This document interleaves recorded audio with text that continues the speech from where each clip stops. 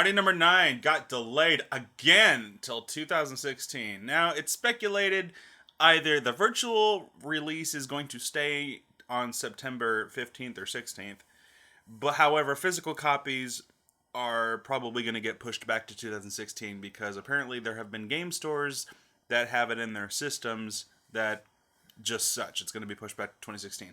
However, people aren't sure if this is going to be the full thing, including digital release, or if it's just the physical copies. Oh, dear Lord. Wow. If we could bring up the article real quick on the internets, on the intrawebs. So basically, it's been delayed. Well, the rumor is it's been delayed, but Deep Silver, though I guess who's the publisher, they haven't confirmed or denied it, which is kind of a bad sign. It's like, oh shoot, it's been linked, but do we really want to? I don't want to say anything just yet. Yeah, so I guess this started because Amazon, Walmart, and GameStop kind of switched the release date from September 2015 and just had a placeholder date of 2016. And so, but you're right. It looks like it's the. It might be just the physical versions, but the digital thing might still be available, which doesn't make any sense. You know what? I'm not surprised at all, Bill. It just seems par for the course for how this whole thing has just turned out. Mighty Number 9 is just in effed beyond belief. Like when I heard it's been pushed back again, I wasn't surprised. Like, why? Well, I guess we know. I guess we kind of. Well, I speculated because the people who had the beta are not fans. Mm-hmm. Like, nobody said anything good, and people who went to E3 to play it didn't have good things to say about it. That's what we just kept hearing, that this game is just not living up to expectations, or at the very least, didn't need 2 years to make. Well, the thing is like originally they did this whole Kickstarter. They smashed their goals. They raised like $4 million on the first shot, right, or something like that. I don't know. But then they kept asking for more money over and over again. Yeah. And it's already been pushed back one. Originally, this game was supposed to come out in April, and it got pushed back to September. And now we're hearing it's going to get pushed. Might be pushed back again. It's like, what in the heck happened over there? Are you Dina happened. That's what happened. Are you even excited for this anymore? Not really. Like, I'm cautiously optimistic. Like, I don't want it to be a bad game. No. I want it to be good. Like, I'll play it when it comes out, and hopefully it'll at least entertain me. But at this point, there has been just so much trouble behind the scenes. Like, it's kind of like Sonic Boom in a way. Like, the damage is kind of done. Yeah, it's almost to the point I'm kind of tired of talking about it. Because every time we talk about Mighty Number 9, it's not good. Yeah, like, the damage to the game as a whole has been done, that no matter what comes out, it's just kind of surrounded by all of this negativity. What do you think are the main gameplay problems so far that this game is It seems, well, okay, so as far as, I hear three things. One is the graphics look like crap, and you know me and graphics don't always go hand in hand in terms of relevancy. Well, we've made it pretty clear we're not fans of the Unreal Engine. I mean, yeah. The Unreal Engine... Unreal has upgraded. They have upgraded to the point where they look really good. Kingdom Hearts 3 is running on the Unreal Engine, and they have upgraded, and it looks really good now. Well, the one thing about Unreal that you always say is that at least there's colors. There's always been bright colors with the Unreal, but unfortunately there's been other hiccups, texture pop-ins, and things like that. DMC was really guilty of it. Right. But yeah, like, it looks like Unreal has definitely at least updated it to the point where if it's running Kingdom Hearts 3, then you know it's got to have a huge standard. But I doubt that's the same engine that's being used on this thing, though. Maybe not. I'm not sure until I play it for myself. But yeah, like, people are just saying that visually it's not that stunning. There's no reason for it to have taken this long to develop, for it to be as weak as it is. Another gameplay problem is the dashing. How the dashing is pretty much your main way of killing enemies, whereas your Buster Gun is relegated to just stunning them until they're weak enough for you to dash into them and kill. And apparently, like, yeah, you with enough shots from the blaster, you can defeat them, but it's not the optimized weapon for efficiency, and it also is not the best way to do it, because apparently you get scored or ranked depending on how you defeat enemies. Like, the faster you do it, you get like a little 100% sign at the top of the death. Uh-huh. And the longer you take to kill an enemy, it could be like 60% or 40%. So obviously you're going to want to use the dash as often as you can to get the high percentage rate for some reason or another. Either for ranking or score attack. Right. But I don't know. I'm willing to give it a shot. I mean, it is different, but I don't know. It's yeah, just some people thought it got tedious. They apparently took out an ability where some of the enemies would give you extra abilities. Um, so that was a thing.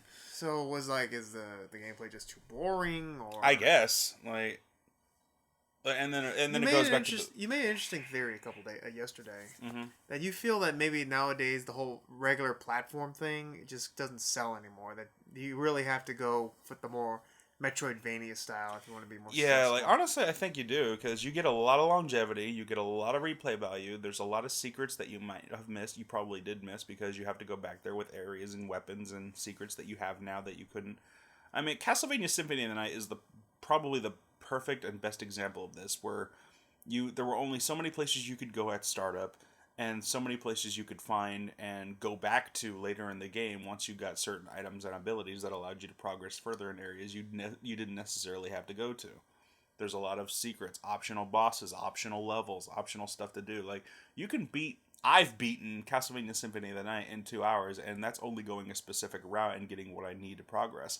There's still a whole 2 castles worth of extra stuff that you don't have to see, but you can see. Right. And if you don't know what to do, you can get lost for hours. And I think that's where platformers kind of need to go now, because having a strict set of levels that you can progress one after another, it's linear. So if you have just one basic level, everything that you need to beat that level is going to be in front of you. Like Mm. like say what you will about Mario. Mario's got a specific formula and it works for him because doing anything else with Mario, it's creative like Sunshine, but if you're going to go platformer route, that's generally how Mario's platformers always go. It's start from the beginning, get to point A to point B. You don't have to do anything else in between. You can go down a pipe for a bonus level if you want to, but you don't have to do it. Right. Whereas in other platformers like Castlevania, they had to grow and adapt. Like they were great for the time, and Rondo of Blood is still debatably the best old school Castlevania game of all time. But once you know the specific route, that's all you need. You know where to go every time. Symphony of the Night offers so many possibilities. Like you can go different ways. You can take a harder route. You can take a lower route. You can take a route that you're more comfortable with. There are so many ways you can go about it, and Metroid is also prominent of this. So yeah, I just think that's where platformers need to go. And a Strider, the new Strider, did that very well. I think it could have got more creative with its level layouts Mm-hmm. because more or less you were pretty much looking at the same thing the entire run. You were looking at city streets, Mm. but Strider did it really well. It offered many locations. It offered a lot of ways you could progress, new powers you can get, powers that would unlock other areas that you passed early in the game that you could get to. That and like I don't like the Mega Man Zero series, but at least Mega Man Zero understood that that's kind of the general direction they were Yeah. going. Yeah, that's true. That's true. If not Mega Man Zero, I don't think. No, actually, no, I don't think it was Mega Man Zero. I think it Well, was. Zero did have that where you're going. Yeah, back and forth yeah, between Zero had it to a things. degree, but I think ZX is where it really got. I think wasn't like the hideout like your base and you were going out fighting all different. Yeah, I think that's what happened. Yeah, but I think ZX is where they really took advantage of that. Okay. Because yeah, in ZX you actually got new forms which were usable in different areas. So Okay. at least by that point, I think that's where the Mega Man formula should have graduated to. Well, my only problem is I didn't like it on a handheld. But to be fair, I didn't like Castlevania games on handhelds either. So Yeah, it's just really disappointing to hear that this might be pushed back. And it's just weird that, okay, we're pushing back the physical versions, but the digital versions are staying. So what? We're going to get the crappy digital versions in September, and the less crappy versions will come out in 2016. at this point, I don't care. Just give me the game. Yeah, I know. You're right. This has been going on way too long. It's time for just get the thing out there. Like, And I've heard other rumors that there's supposed to be a live action movie coming out. Or Oh, you remember that trailer for that CG animated Yeah, movie? That yeah. show that they were coming on. And they've already got plans for Red Ash. It's like, dude, you guys are slow your roll. Yeah, man. you guys are putting a cart before the horse here.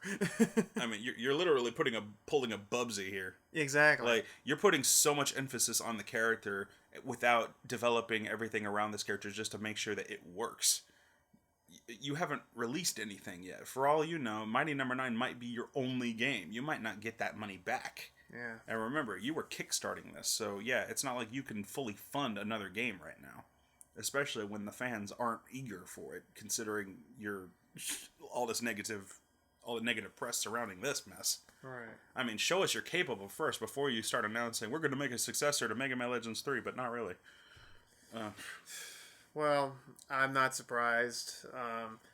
You know, it just seems like it's par for the course for how miserable this whole production of this thing has happened. Yeah. It's like they have the rule book for how not to do it, and they're running it step by step. Yeah, like Mighty Number 9 probably would have been better if it had gone the Metroidvania route. It'd take a hell of a lot longer to beat. And music. In these games, you need kick-ass music. You need kick-ass music. Kick-ass music. Unfortunately, that's one thing Strider lacked. Oh, okay. Like, okay, yeah, Strider. What for the last year's Strider wasn't a perfect game. It was really good for what we got. In fact, yeah, like for Strider fans who were starving for Strider, you definitely got served. It was really good.